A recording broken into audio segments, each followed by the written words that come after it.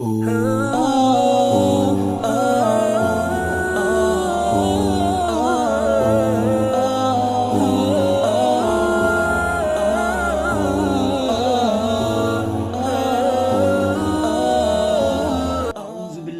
الشیطان الرجیم بسم اللہ الرحمن الرحیم السلام علیکم ورحمۃ اللہ وبرکاتہ۔ میرے سینے کی دھڑکن ہے، میری آنکھوں کے تارے ہیں۔ میرے سینے کی دھڑکن ہے، میری آنکھوں کے تارے ہیں۔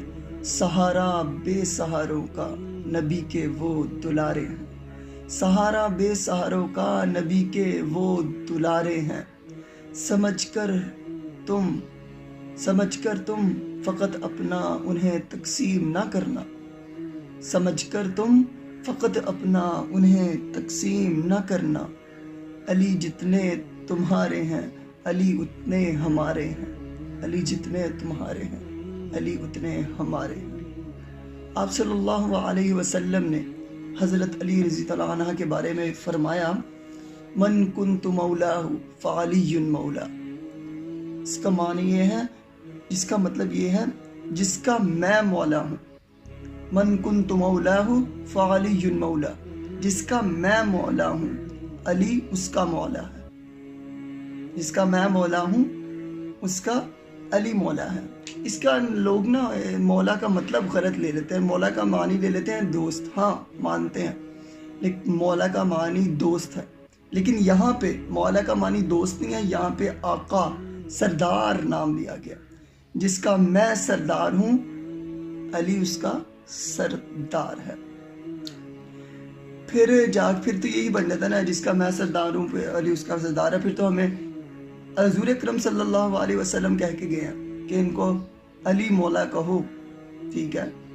جب اللہ تعالیٰ کہے گا، نبی اکرم صلی اللہ علیہ وسلم کہہ رہے ہیں، من کنت مولاہ فعلی مولا، جس کا میں مولا ہوں اس کا علی مولا ہے۔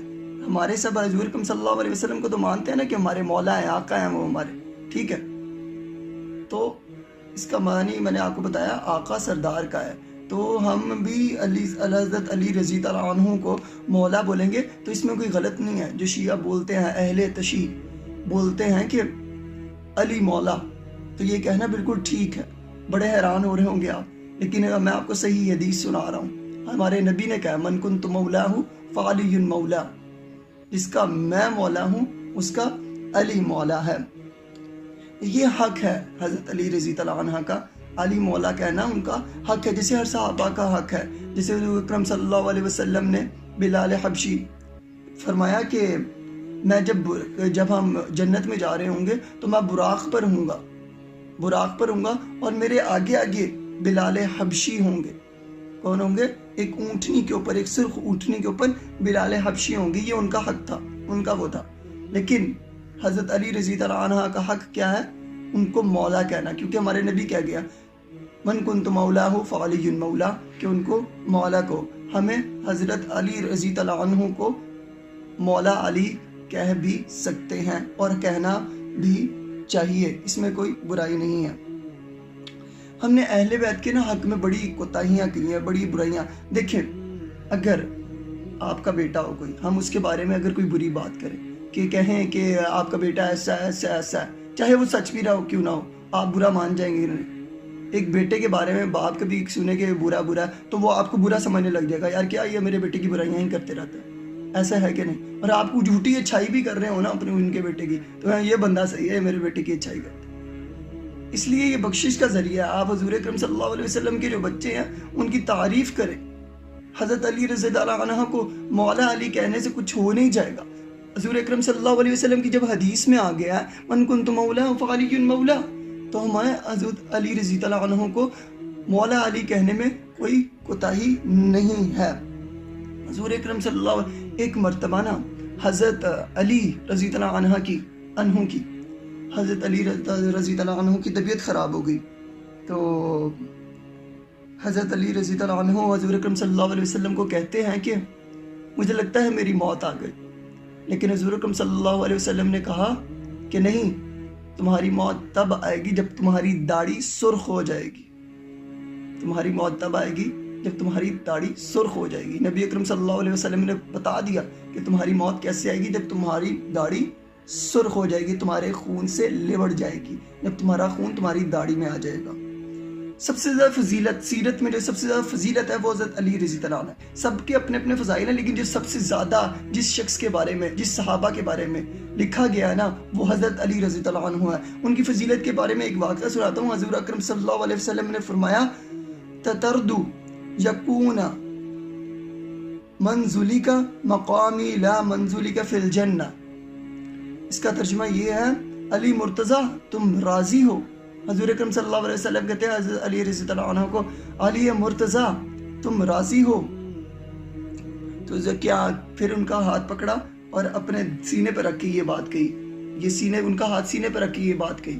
حضرت علی رضی اللہ عنہ کا حضور اکرم صلی اللہ علیہ وسلم نے ہاتھ اپنے سینے پہ رکھا اور یہ بات کہی کہ علی تم راضی ہو کہ جنت میں تمہارا گھر میرے گھر کے ساتھ ہوگا. جنت میں علی مرتضیٰ کا مقام دیکھے, حضرت علی رضی اللہ عنہ مولا علی کا مقام دیکھے کہ حضور اکرم صلی اللہ علیہ وسلم نے ان کا ہاتھ اپنے سینے پہ رکھ کے کہا کہ علی تم راضی ہو کہ تمہارا گھر جنت میں میرے گھر کے ساتھ ہوگا. 21 رمضان ہے, تو میں نے کہا کہ حضرت مولا علی کے اوپر ضرور ویڈیو بننی چاہیے ایک. ان کی شہادت کے بارے میں بتاؤں گا.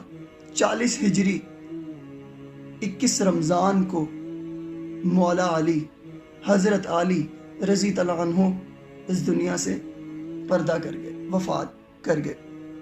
ان کا یہ آتا ہے کہ مولا علی رضی اللہ عنہ جب 40 ہجری کا رمضان شروع ہوا نا, تو حضرت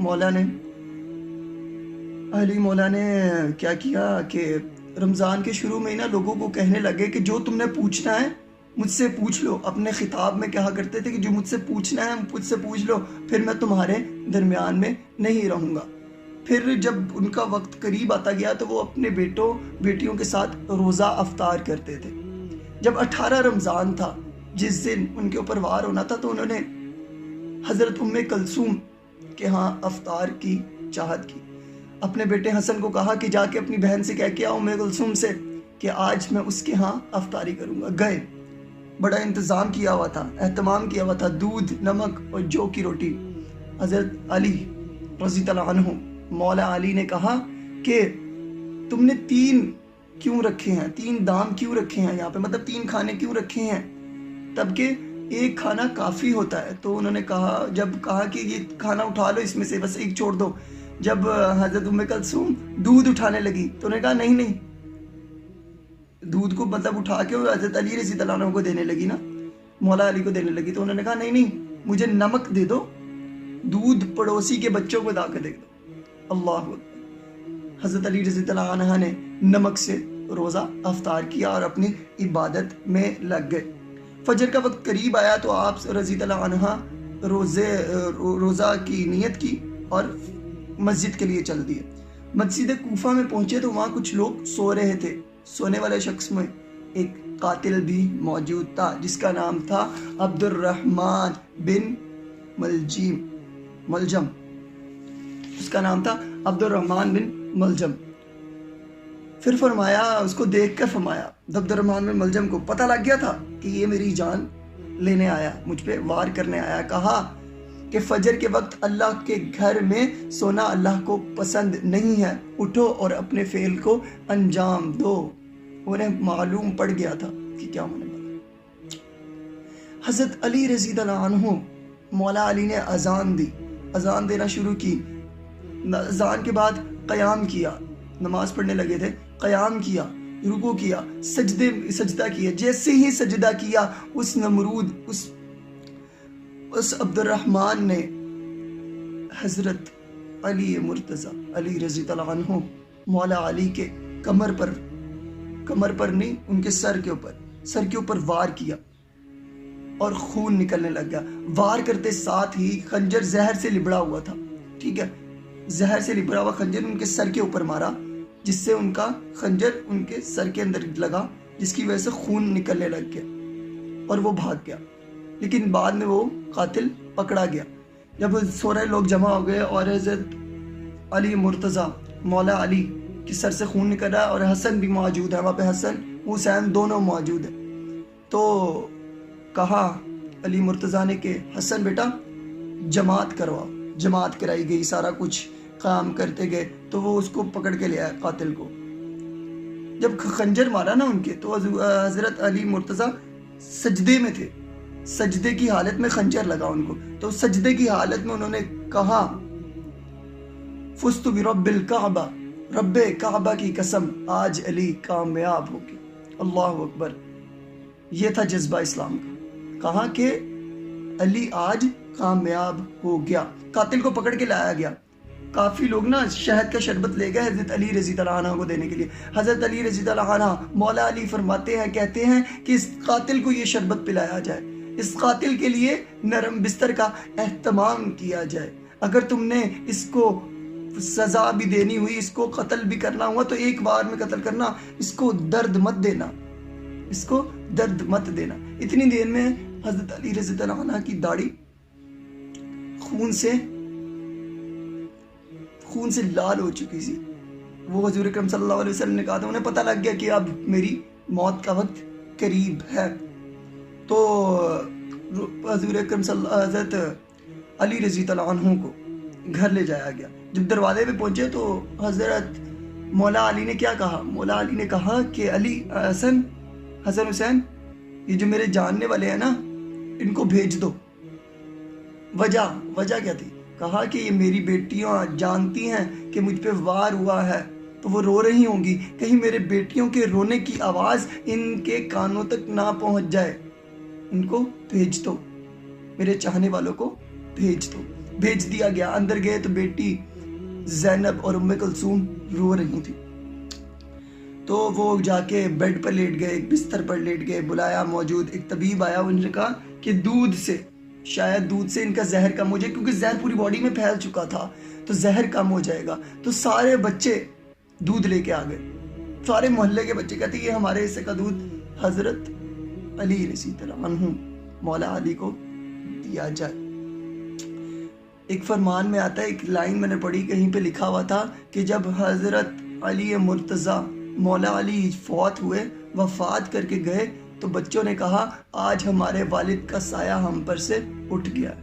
ایک والد کی طرح ہر بچے کو وہ پیار کیا کرتے تھے.